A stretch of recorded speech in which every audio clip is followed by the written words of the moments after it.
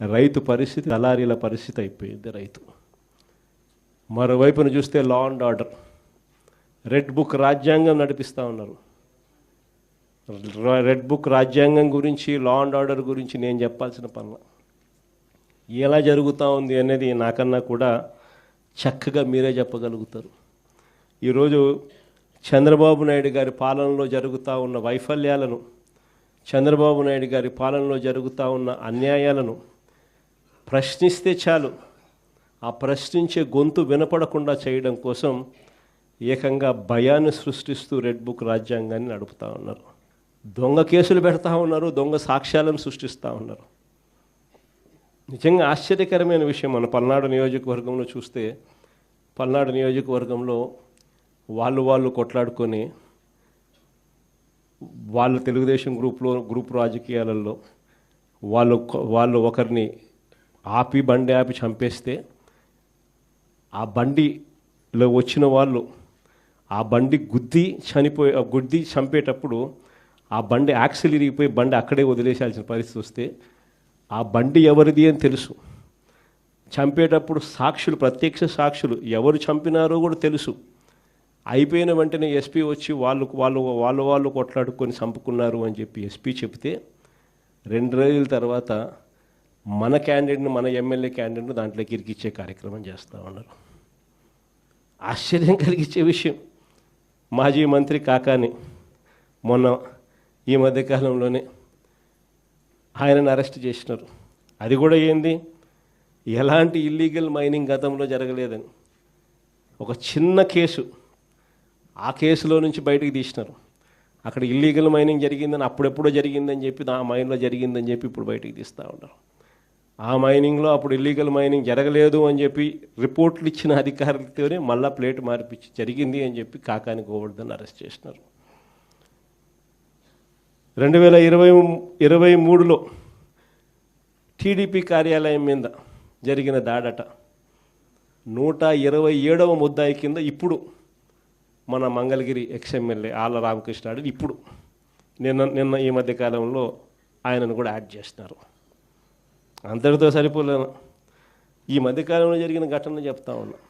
ఎప్పుడెప్పుడో నియోజకవర్గంలో జరిగినవన్నీ పాత, ఎప్పుడో సంబంధం లేని విషయాలు ఏదైనా జరిగితే చాలు దాంట్లో నుంచి ఇప్పుడు మన వాళ్ళందరినీ ఇరికిచ్చి వాళ్ళందరినీ జైలులో పెట్టించే కార్యక్రమాలు రెడ్ బుక్ రాజ్యాంగంలో చూస్తూ ఉన్నాం. ఇన్ని దారుణాలు జరుగుతూ ఉన్నా కూడా నేను మీ అందరికీ కూడా చెప్పేది ఒకటే, ఎల్లకాలం ఈ ప్రభుత్వం ఇలా సాగదు. ఈరోజు నిజంగా ఏ వర్గము కూడా సాటిస్ఫైడ్గా లేదు. చంద్రబాబు నాయుడు గారి హయాంలో ఈ ఏడాదిలో ఒక్కటంటే ఒక ఉద్యోగం రాల. పైగా ఈయన వచ్చిన తర్వాత ఉద్యోగాలు ఈయన ఊడబెరికింది ఎంతమందియో తెలుసా? 2,60,000 మంది వాలంటీర్ల ఉద్యోగాలు హూష్ కాకి. ఈయన వస్తానే 15,000 మంది ఏపీ బ్రివరేజెస్లో పనిచేస్తూ ఉన్న కాంట్రాక్ట్ ఎంప్లాయీస్ హూష్ కాకి.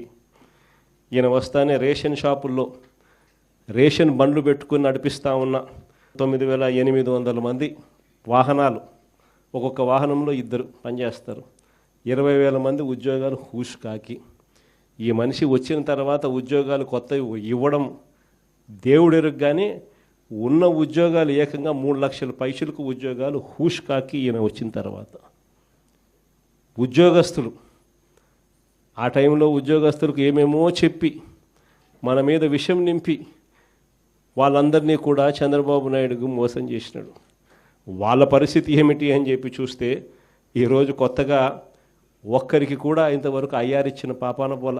పిఆర్సీ లేదు, ఐఆర్ లేదు, 3 డిఏలు పెండింగ్, బకాయిలు పెండింగ్. ఉద్యోగస్తులు అందరూ కూడా ఈరోజు ఎందుకయ్యే తెచ్చుకున్నా మీ పెద్ద మంచి చంద్రబాబు నాయుడు అని చెప్పి తలపట్టుకుంటా ఉన్నారు. ఈరోజు ఉద్యోగస్తులందరూ కూడా చంద్రబాబు నాయుడు గారిని నమ్ముకొని ఇంతవరకు ఏ వర్గం కూడా సాటిస్ఫైడ్గా లేని పరిస్థితులు ఈరోజు రాష్ట్రంలో కనిపిస్తూ ఉన్నాయి.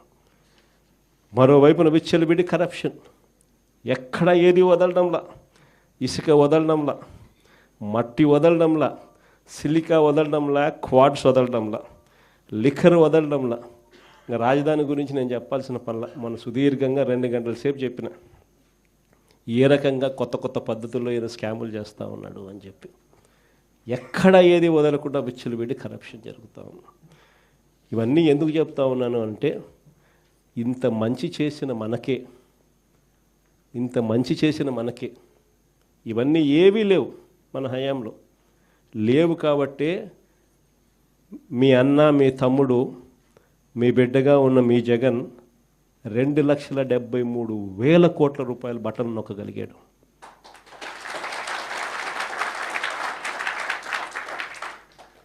చంద్రబాబు నాయుడుకు మనకు తేడా ఏమిటి? ఎందుకు ఇద్దరు ముఖ్యమంత్రులమే, మరి ఎందుకు జగన్ నొక్కగలిగాడు, ఎందుకు చంద్రబాబు నొక్కలేకున్నాడు?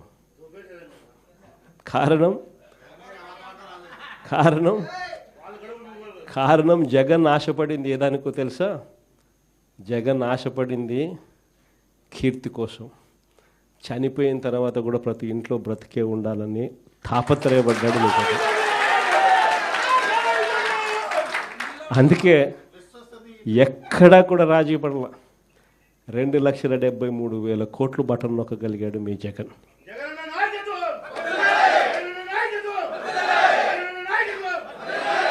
కానీ ఈరోజు చంద్రబాబు నాయుడు ఎందుకు బటన్ నొక్కలేకున్నాడు అంటే కారణం, ప్రతి విషయంలోనూ కూడా దోచేసుకున్నది పంచుకోవడము, ఇది జరుగుతూ ఉంది. రాష్ట్రానికి రావాల్సిన ఆదాయాలు కూడా ఫస్ట్ టైం తగ్గుముఖం. దేశం మొత్తం 11%, దేశం మొత్తం 13% ఆదాయాలు, దేశం మొత్తం ఆదాయాలు పెరిగితే మన రాష్ట్రంలో ఆదాయాలు కేవలం 3% పెరిగాయి. ఎందుకు మన రాష్ట్రంలో ఆదాయాలు పెరగడం లేదంటే కారణం, రాష్ట్రానికి రావాల్సిన ఆదాయాలు రాష్ట్ర ఖజానాకు రావడంలా. రాష్ట్రానికి రావాల్సిన ఆదాయాలు తెలుగుదేశం పార్టీకి సంబంధించిన గజ దొంగల ముఠా జోబులు లేకపోతూ ఉంది. కాబట్టి రాష్ట్రానికి సంబంధించిన ఆదాయాలు తగ్గుతూ ఉన్నాయి. ప్రతి అడుగులోనూ ఇదే కనిపిస్తూ ఉంది. ఇవన్నీ కూడా ఎందుకు చెప్తా ఉన్నానంటే, ఇంత మంచి చేసిన మనకే ఒక్కొక్కసారి ఈ మాదిరిగా ప్రతిపక్షంలో కూర్చోని పరిస్థితి వస్తే, ఇక ఏ మంచి చేయని ఈ మనిషి, అన్ని అబద్ధాలు మోసాలు చేసే ఈ మనిషిని రేపొద్దున ఎన్నికలు వచ్చినప్పుడు ప్రజలు తంతే ఇంకా ఎంత దూరంలో పడతాడు చంద్రబాబు నాయుడు అని చెప్పి నేను వేరే చెప్పాల్సిన పనుల. రేపొద్దున ఖచ్చితంగా ఎన్నికలు ఎప్పుడు వచ్చినా కూడా రేపొద్దున చంద్రబాబు నాయుడు గారు అనే వ్యక్తి ప్రజలు ఈ పక్క తంతే డిపాజిట్లు కూడా రాని పరిస్థితులకి ఆ పక్క పడతాడు అనేది మాత్రం ఖచ్చితంగా చెప్తాను. ఈసారి జగన్ 2.0లో మాత్రం అలా ఉండదు. సంక్షేమము, రాష్ట్ర అభివృద్ధి, రాష్ట్ర ప్రజలే కాదు, ఈసారి కార్యకర్తలు మాత్రం అందరికన్నా పై స్థానంలో ఖచ్చితంగా ఉంటారని మాత్రం చెప్తాను. అంతేకాదు, ఈసారి కార్యకర్తలు బాగోగులు ఒక్కటే కాదు చూసుకునేది, ప్రతి కార్యకర్తకు కూడా నేను ఒకటే చెప్తా ఉన్నా, ఇవాళ జరుగుతూ ఉన్న అన్యాయాలను నేను చూస్తూ ఉన్నా, మీకు జరిగిన ప్రతి కష్టం నేను గమనిస్తూనే ఉన్నా. మీ అందరికీ కూడా నేను ఒకటే చెప్తా ఉన్నా, ఈరోజు ప్రతిపక్షంలో ఉండం, అవతలో అధికారం, అవతలోడు కష్టాలు పెడతాడు, అధికార దుర్వినియోగం చేస్తున్నాడు,